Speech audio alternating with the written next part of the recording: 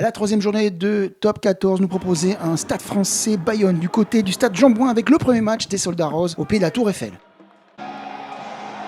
Des hommes de Gonzalo Quesada qui restaient sur une victoire du côté du Castres Olympique, mais Bayonne sans aucune pression comptait bien ramener des points de ce déplacement en capitale.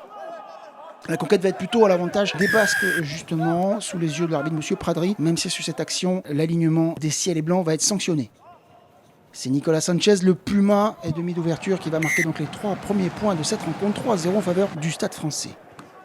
Mais clairement, ce sont les Bayonnais qui sont mieux rentrés dans cette rencontre, à l'instar de Gaëtan Germain, qui est vraiment l'un des hommes forts de cette rencontre. On insiste au pré avec les avants, on densifie dans l'axe. Et puis l'Estrade va nous proposer vraiment un superbe one-man show avec cette prise intervalle dans l'axe, une glissade et derrière un petit coup de pied rasant pour son ailier, l'ancien trésiste Josefa Ravouvou, qui a le rebond favorable et qui vient marquer ce premier essai de la rencontre.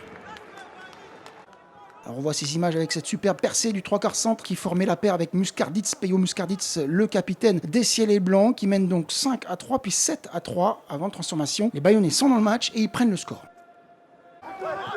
13-3 après 3 nouveaux points aussi de Gaëtan Germain qui fera un 100% pour rien nous cacher sur cette rencontre. Placageau sur Sekou Makalou, comme on peut le voir sur ces images. Le numéro 8 du soir titulaire qui a apporté toute sa puissance, son punch et sa vitesse.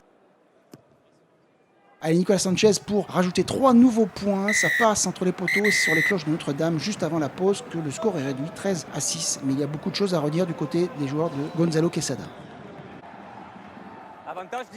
Clairement, ça va payer puisque la deuxième mi-temps va reprendre sur une très longue action et possession des Soldats Roses. Le demi d'ouverture argentin Sanchez croit bien y aller tout seul et finalement il faut que son coéquipier de l'arrière Teloussa Veainou ramasse et aille marquer cet essai de la révolte parisienne.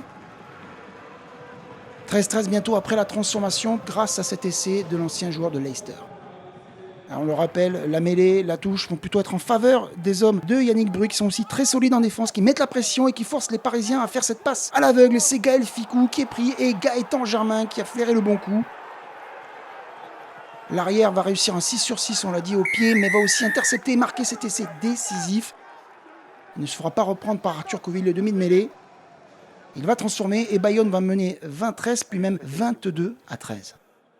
Second d'un côté et Germain de l'autre vont rajouter des points au pied avec des fautes évidemment au sol avec les nouvelles consignes et puis une mêlée qui va tourner mal sous les ordres de M. Pradry, les premières lignes qui s'énervent et puis un mauvais geste de Luc Tadji se prend le visage dans les mains et c'est donc à 14-15 que Paris va terminer cette rencontre. 26 pour Bayonne, 19 pour le Stade Français, première défaite à domicile pour les Parisiens et première victoire au pied de la Tour Eiffel pour Bayonne qui n'avait pas remporté un tel match depuis 10 ans, même pas de bonus défensif pour le Stade Français.